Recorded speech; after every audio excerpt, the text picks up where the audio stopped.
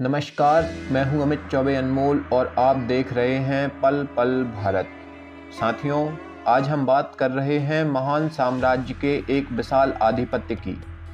जी हाँ, हम्पी या विजयनगर मध्यकालीन हिंदू राज्य विजयनगर साम्राज्य की राजधानी थी। तुंगभद्रा नदी के तट पर स्थित यह नगर अब हम्पी नाम से जाना जाता है और अब केवल खंडहरों के रूप में ही इसके अवशेष बचे हैं। इन्हें देखने से प्रतीत होता है कि किसी समय यहाँ एक समृद्धशाली सभ्यता निवास करती होगी। भारत के कर्नाटक राज्य में स्थित यह नगर यूनेस्को के विश्व विरासत स्थलों में शामिल किया गया है। हर साल यहाँ हजारों की संख्या में पर्यटक और तीर्थयात्री आते हैं। हम्पी का विशाल फैलाव गोल चट्टानों के टीलों में विस्तृत है। घाटियों और टीलों के बीच 500 से भी अधिक स्मारक चिन्ह यहाँ बनाए हुए हैं। इनमें मंदिर, महल, तहखाने, जलखंडहर, पुराने बाजार, शाही मंडप, गढ़ चबूतरे, राजकोष आदि असंख्य इमारतें हैं। आइए अब जानते हैं विट्ठल मंदिर यानी म्यूजिकल पिलर के बारे में। यह एक ऐसी संरचना है जो अनादिकाल से लोगों को आकर्षित करती आ रही है। वह है हम्पी का रहस्यमयी विट्ठल मंदिर और उसके संगीतमय स्तंभ।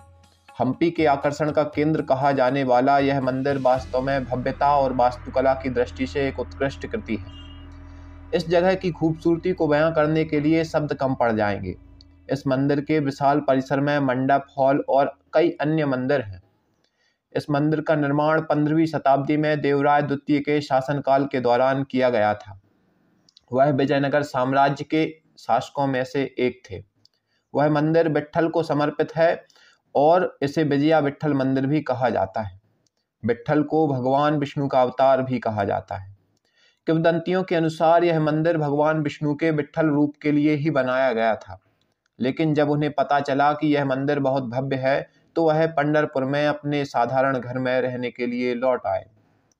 बड़ा रंगमंडप अपने 56 संगीतमय स्तंभों के लिए प्रसिद्ध है, जिन्हें सारेगामा स्तंभों के रूप में भी जाना जाता है।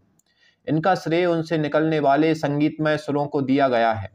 यदि कोई खंभों को धीरे से थपथपाता है तो वास्तव में संगीतमय धुनें सुन सकता है। मंडप में मुख्य स्तंभों का एक समूह और कई छोटे स्तंभ हैं। प्रत्येक स्तंभ मंडप की छत को सहारा प्रदान करता है, जबकि मुख्य स्तंभ संगीत वाद्ययंत्र की शैली में डिजाइन किए गए हैं। प्रत्येक मुख्य स्तंभ 7 छोटे स्तंभों से लिपटा हुआ है जो संगीतमय स्वर उत्सर्जित करते हैं।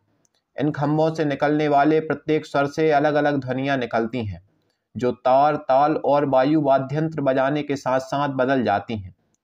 यदि स्तंभों पर चंदन की लकड़ी पड़ती है तो वो सारेगामा के करीब लयबद्ध ध्वनि छोड़ते हैं।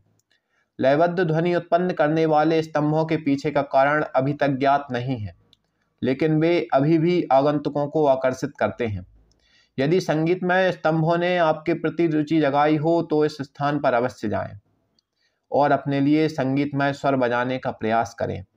अंत तक बने रहने के लिए धन्यवाद। देखते रहिए पल पल भारत।